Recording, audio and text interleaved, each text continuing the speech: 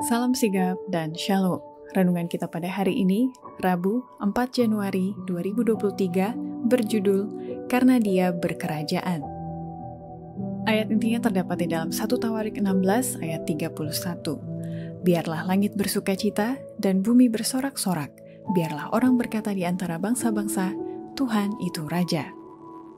Pena Inspirasi menuliskan yang dimaksud dengan judul renungan kita pagi ini, Karena Dia Berkerajaan, adalah sebuah panggilan kehidupan yang praktis agar kita bisa senantiasa bersukacita dan bergembira sebagai faktor yang menunjang kebahagiaan sejati dan sarana untuk memulihkan hubungan kita secara vertikal kepada Tuhan dan horizontal dengan sesama, antara lain sebagai berikut.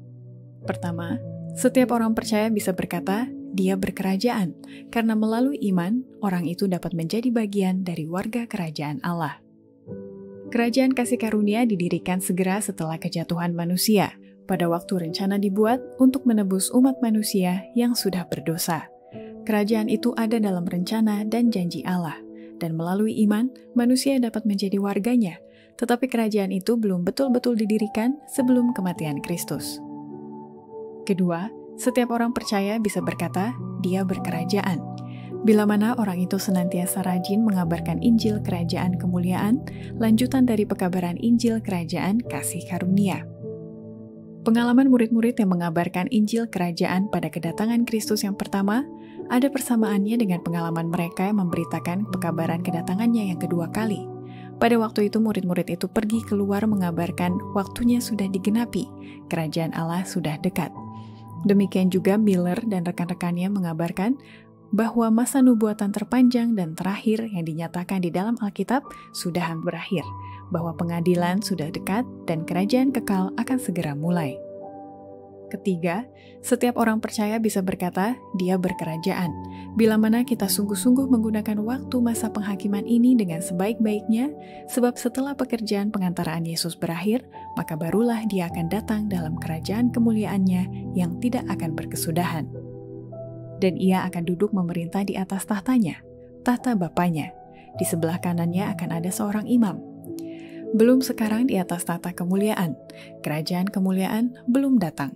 Setelah pekerjaan pengantaraannya berakhir, barulah Allah akan mengaruniakan kepadanya tahta Daud, bapa leluhurnya, suatu kerajaan yang tidak akan berkesudahan. Keempat, setiap orang percaya bisa berkata, Dia berkerajaan, bila mana kita tetap menyadari bahwa status kita hari ini adalah sebagai tamu dan belum pengantin wanita. Namun setelah Yesus menerima kekuasaan dan kemuliaan di dalam kerajaan kemuliaannya, maka status kita akan berubah menjadi pengantin wanita ketika kita telah dinyatakan layak masuk ke dalam kota Yerusalem baru itu. Dalam buku Wahyu, umat Tuhan dikatakan adalah tamu pada perjamuan kawin, Wahyu 19 ayat 9. Jika umat Tuhan adalah tamu, tidak mungkin juga melambangkan mempelai wanita. Kristus, sebagaimana dikatakan oleh Nabi Daniel, akan menerima dari yang lanjut usianya, kekuasaan dan kemuliaan dan kerajaan. Ia akan menerima Yerusalem baru, ibu kota kerajaannya, yang berhias bagaikan pengantin perempuan yang berdandan untuk suaminya. Daniel 7 ayat 14 dan Wahyu 21 ayat 2. Setelah menerima kerajaan, ia akan datang dalam kemuliaannya sebagai Raja atas segala raja dan Tuhan atas segala tuan untuk menebus umatnya yang akan duduk makan bersama-sama dengan Abraham, Ishak, dan Yakub di mejanya dalam kerajaannya. Matius 8 ayat 11, Lukas 22 ayat 30. Untuk turut ambil bagian dalam perjamuan kawin anak domba. Demikianlah renungan kita pada hari ini. Kiranya Tuhan memberkati kita semua.